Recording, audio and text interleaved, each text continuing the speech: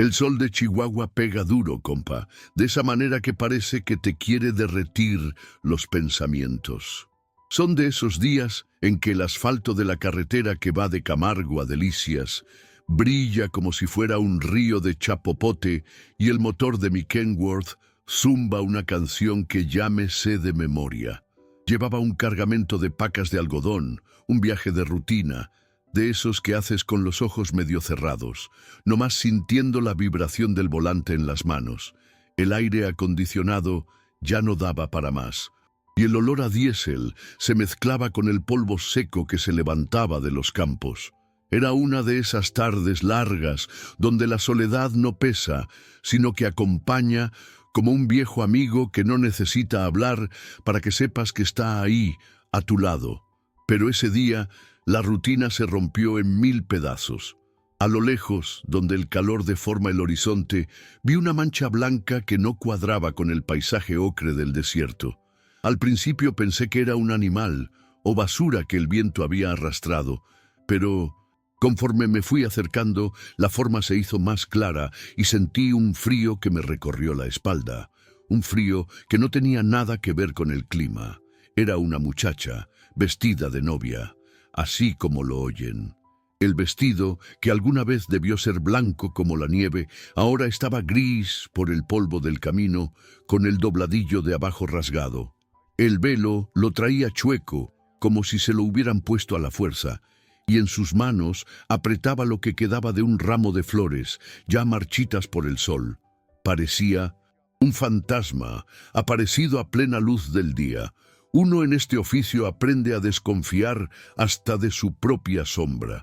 La carretera te enseña a la mala que no todo lo que ves es lo que parece. La mente se te llena de historias que has escuchado en los paraderos, de asaltos, de engaños, de gente que se aprovecha de la buena fe.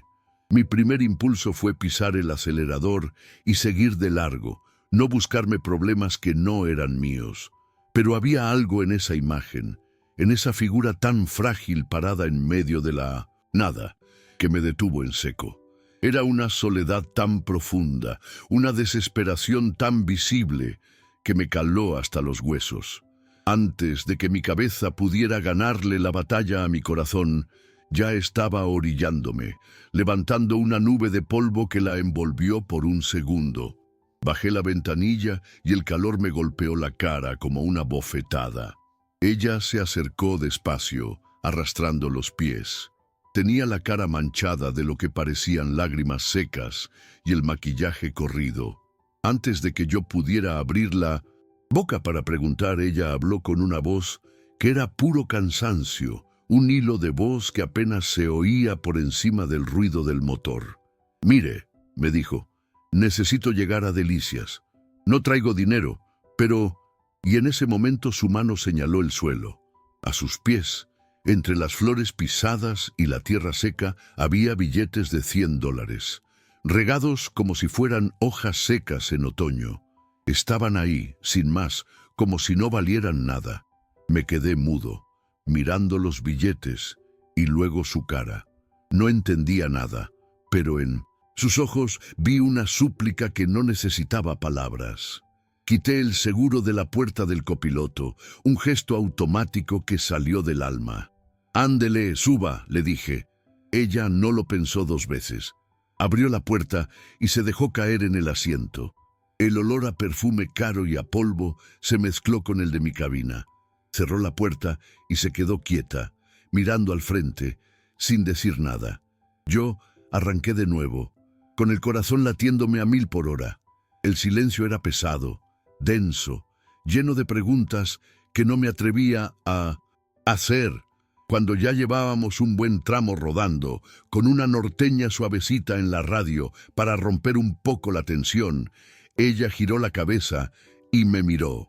Sus ojos ya no tenían lágrimas, solo un vacío inmenso. Creí que me iba a dar las gracias o a explicarme lo del dinero, pero lo que dijo me dejó helado. «Me dejaron plantada, compa», soltó así, sin más. Y con esto, dijo señalando con la barbilla hacia la carretera que dejábamos atrás, donde seguramente seguían los billetes, quisieron comprar el silencio. En ese instante supe que este viaje ya no era nomás para entregar un cargamento de algodón. Este viaje se había convertido en otra cosa, en algo mucho más pesado y complicado que cualquier carga que hubiera llevado en toda mi vida. Sentí cómo se me formaba un nudo en la garganta, de esos secos que raspan. Uno cree que en tantos años de carretera ya lo ha visto todo, que el asfalto te curte el alma y ya nada te sorprende. Pero la vida siempre se las arregla para darte una sacudida.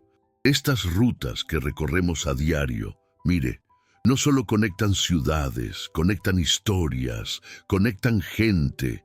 A veces me gusta pensar en eso, en todos los que van y vienen, cada uno con su propia carga, visible o no. Y ahora que les comparto esto, me entra la curiosidad, esa que le da a uno en las madrugadas solitarias. Cuéntenme ustedes, compañeros de ruta, ¿desde qué rincón del mundo me están acompañando en este viaje que se acaba de poner tan raro? Saber de dónde son me hace sentir que no voy tan solo en esta inmensidad, como si cada uno de ustedes viniera aquí, de copiloto, compartiendo el peso de esta historia que apenas comenzaba a desenredarse. El sol de Chihuahua seguía pegando con ganas, compa, y el zumbido del motor era lo único que llenaba el espacio entre nosotros. Aquel silencio no era cómodo como el de otras veces. Este pesaba, estaba cargado de preguntas que se me atoraban en la garganta. Rompí el hielo con lo primero que se me vino a la mente, con cuidado de no parecer demasiado metiche. Mire, le dije sin apartar la vista de la carretera, no tiene que contarme nada si no quiere, pero ese silencio que querían comprarle debe de valer una fortuna, a juzgar por lo que dejó tirado allá atrás. Quería que supiera que no estaba solo por el viaje, que la escuchaba de verdad. Ella tardó un poco en contestar. Se quedó mirando sus manos, que ahora descansaban sobre su regazo, apretando el tallo de una de las flores secas. Luego, con un movimiento lento, como si le pesara el mundo entero, abrió su bolsita de mano, de esas blancas y pequeñas que usan en las bodas. De dentro sacó varios fajos de billetes, todos de $100, bien amarrados con una goma. Los puso sobre el salpicadero, justo encima de la guantera. El sol los iluminó y por un segundo pareció que el plástico del tablero valía más que mi camión entero. El dinero no era para comprar mi silencio, dijo con la voz queda. Era para comprar mi vida entera. Para muchos, esto sería la solución a todos sus problemas, ¿verdad? Continuó, pasando un dedo por el borde de uno de los fajos. Para mí es solo el recibo de una humillación, la prueba de que para alguna gente todo tiene un precio. Y entonces, poco a poco, empezó a soltar la historia. Me habló del novio, un tal Esteban Luján. El nombre me sonaba, de esos que salen en los periódicos de Chihuahua, de familia con mucho dinero y poder, de los que parecen dueños de medio estado. Su voz no temblaba, pero se notaba un cansancio profundo, como si estuviera contando una historia que ya había repetido 1000 veces en su cabeza. Este matrimonio no era de amor, compa, era un contrato, me confesó, girando por fin la cabeza para mirarme a los ojos. Y en esa mirada vi un dolor tan hondo que me encogió el corazón. Un negocio para limpiar la imagen del señorito, que al parecer andaba metido en asuntos turbios con unas tierras del gobierno por la zona de Cuauhtémoc. Me lo dijo así, sin rodeos, con una crudeza que helaba la sangre a pesar del calor que nos envolvía. Yo era la fachada, la esposa joven y decente de un pueblo pequeño que él necesitaba para que la gente importante dejara de hacer preguntas incómodas. Me contó de las reuniones con abogados en oficinas frías y lujosas, donde las palabras se medían como si fueran oro. Me habló de cómo su propia familia, deslumbrada por la promesa de una vida sin apuros, la había presionado para que aceptara. Vieron los billetes y se olvidaron de que yo tenía un corazón, dijo, y su voz se quebró por primera vez. El dinero que ve aquí no era una dote, no era un regalo de bodas. Era un pago por adelantado, una liquidación para que yo me callara todo lo que había llegado a saber durante el último año. Mientras ella hablaba, mis ojos se clavaron en el espejo retrovisor. Un coche negro, un sedán de esos caros con los cristales tintados, llevaba un buen rato detrás de nosotros. No adelantaba, pero tampoco se quedaba atrás. Mantenía la distancia, como un lobo siguiendo a su presa sin prisa. Sentí ese frío en la nuca, esa alarma que se te enciende en este oficio y que te avisa de que algo no va bien. La carretera te enseña a leer esas señales, a saber cuándo un coche no es solo un coche, sino una advertencia. Le bajé un poco el volumen a la radio, donde sonaba una norteña de los Rieleros del Norte. El cambio en el sonido, aunque sutil, la alertó. Ella siguió mi mirada hacia el retrovisor y su cuerpo se tensó al instante. No tuvo ni que preguntar. Sus hombros se encogieron y soltó un suspiro que sonó a derrota. «Son de él», dijo en un susurro. «Quieren asegurarse de que cumplo mi parte del trato. Quieren asegurarse de que yo desaparezca del mapa y no vuelva a ser un problema para nadie».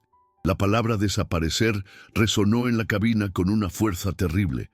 No significaba irse de vacaciones. En nuestras tierras, esa palabra tiene un peso oscuro, un eco de historias que nadie quiere protagonizar.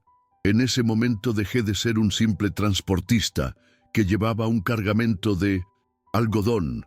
Me convertí en el cómplice de una fuga, en el único escudo que esa muchacha tenía entre ella y la gente que la quería borrar.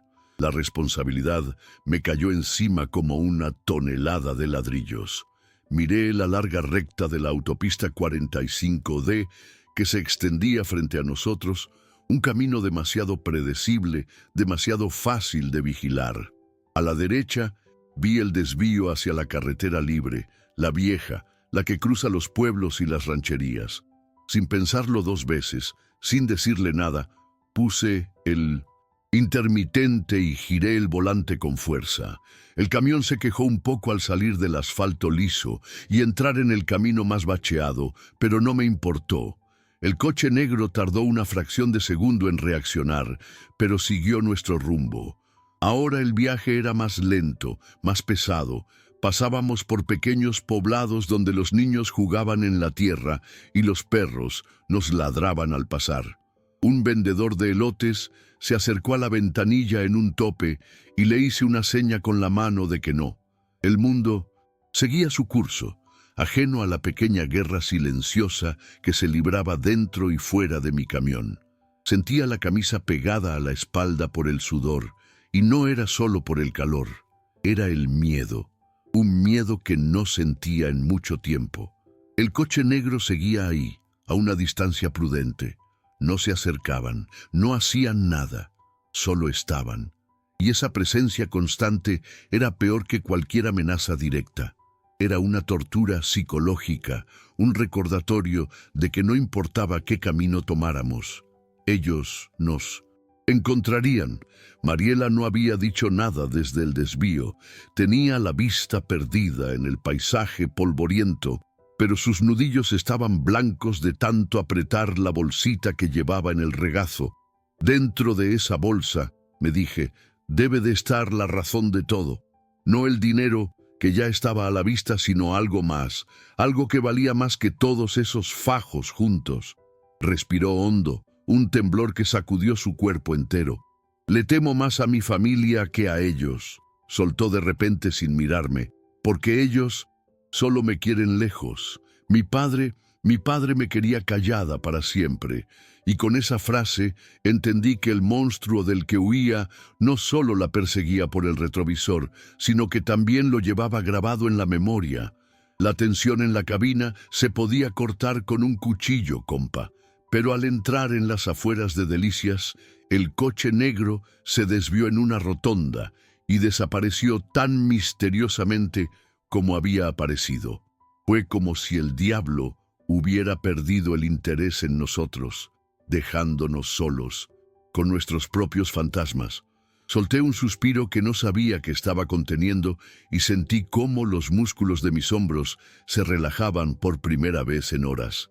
Mariela pareció sentirlo también, porque su cuerpo, antes rígido como una tabla, se hundió un poco en el asiento. Vimos un pequeño puesto de lámina con una sombrilla de Coca-Cola medio descolorida por el sol. Tenía un letrero pintado a mano que decía «Burritos, el vencedor». Frené sin preguntar. A veces el cuerpo te pide una pausa, un respiro para que el alma pueda alcanzarlo. Nos sentamos en unos taburetes de plástico rojo, un poco pegajosos por el calor y el tiempo. El sol ya no quemaba, solo teñía el cielo de un naranja profundo que hacía que el polvo del camino pareciera oro. Pedimos 2 refrescos de vidrio, de esos que saben mejor por el frío que te dejan en la mano.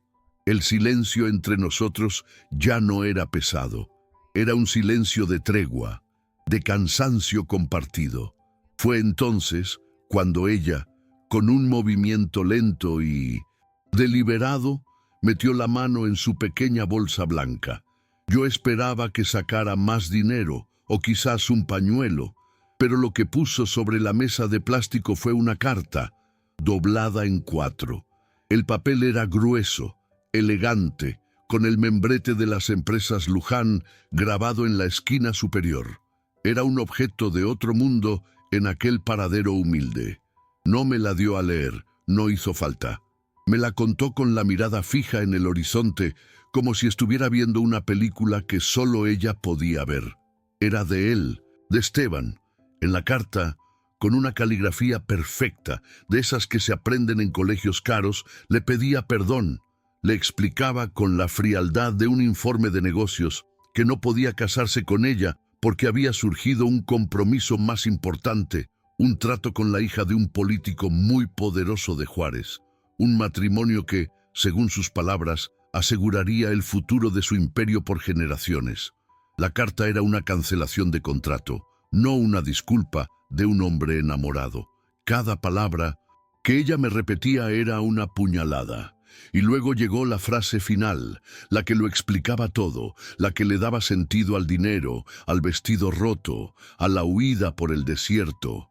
La frase que era más violenta que cualquier golpe. Quédate con el dinero y desaparece. Este matrimonio nunca existió. Mariela no rompió a llorar con grandes aspavientos, no gritó. Solo vi cómo 2 lágrimas gruesas y lentas empezaban a recorrerle las mejillas, abriendo un surco limpio en el polvo que cubría su cara. Las dejó correr sin secárselas, como si fueran un veneno que necesitaba salir de su cuerpo. Verla así, tan entera y tan rota a la vez, me removió algo muy dentro. Apreté los puños debajo de la mesa, con una rabia sorda que no era mía, pero que sentía como propia. Quería romper algo, gritarle al mundo la injusticia de todo aquello.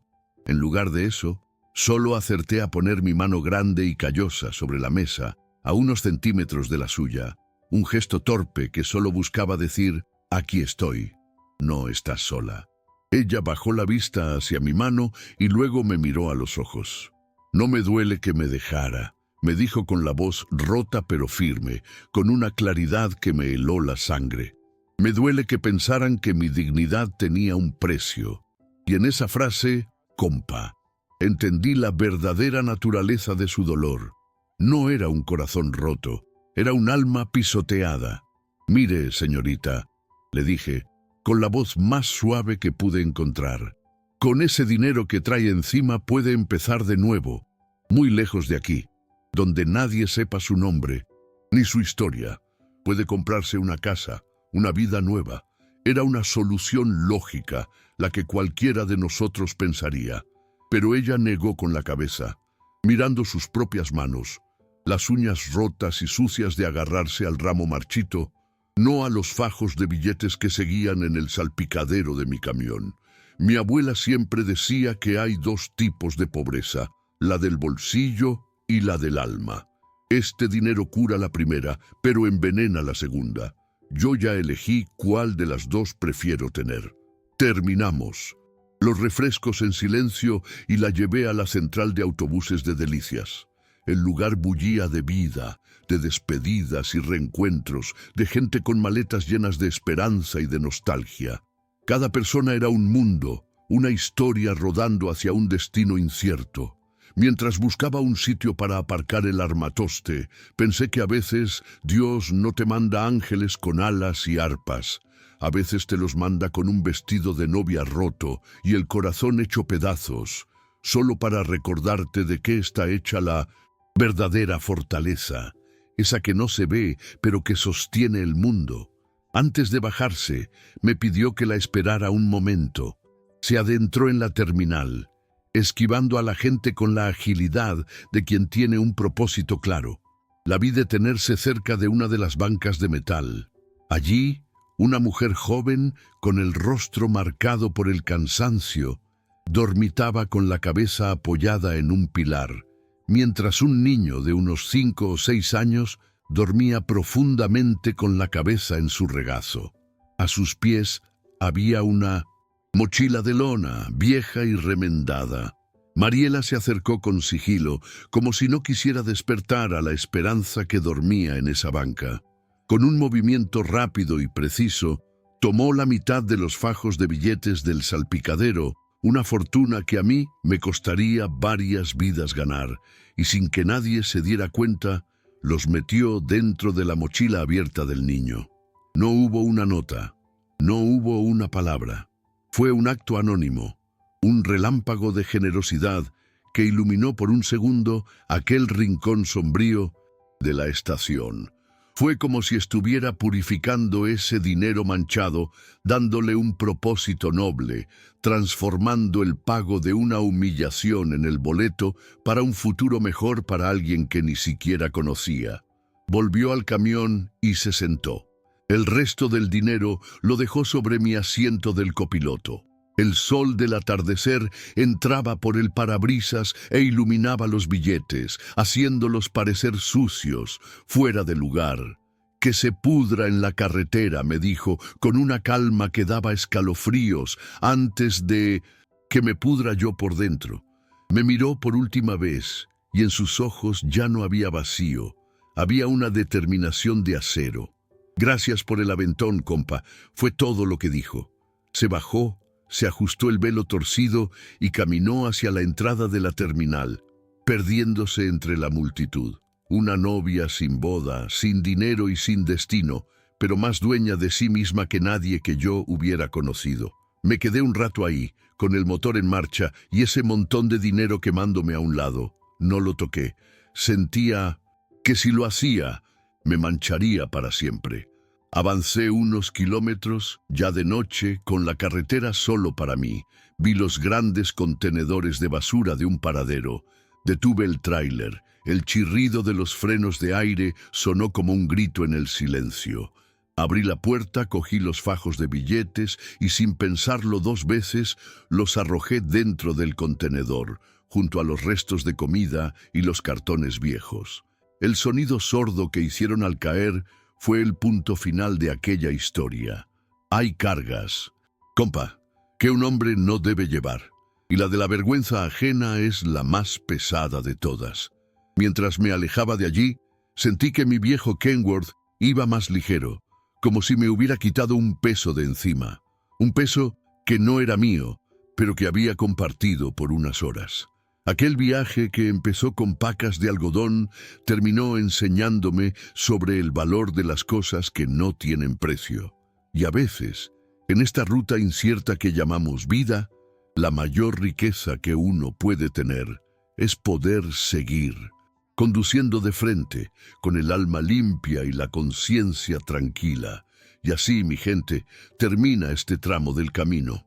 Cada historia que uno encuentra en la carretera te deja una marca, una lección que te acompaña mucho después de que las luces traseras del otro vehículo desaparecen en la oscuridad. Me pregunto, ¿qué habrá sido de ella? De esa muchacha valiente con su vestido roto.